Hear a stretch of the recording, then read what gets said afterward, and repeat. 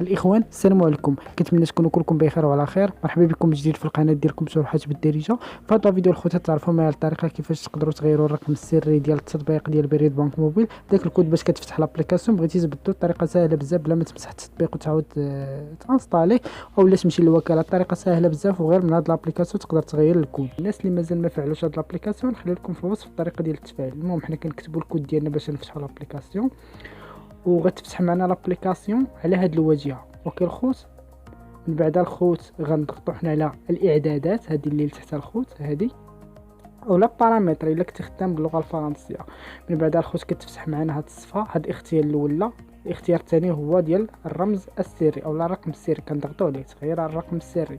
هنا الخطوه تركزوا معايا مزيان. هنا تيقول لك المرجو ادخال الرقم السري الحالي باش حلينا دابا نيت لابليكاسيون، والكود الجديد في الخانه الثانيه والثالثه. مزيان الخوت. هنا الخوت كما قلت لكم الكود الجديد اللي غنديرو.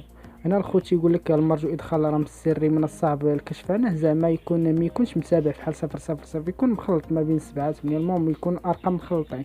هنا انا كتبت الكود القديم وهنا نكتب الكود الجديد باش نبقى نفتح لابليكاسيون. هنا عاودتوها الخوت وتاكدوا الخوت من هذا الكود الجديد اللي درتي اللي في الخانه الثانيه والثالثه. فاش كتسالك كتكليكي على تاكيد. يوم فوا كتكليكي على تاكيد لابليكاسيون كتولي خدامه بالكود الجديد اللي درتي هي باش تبقى تفتح.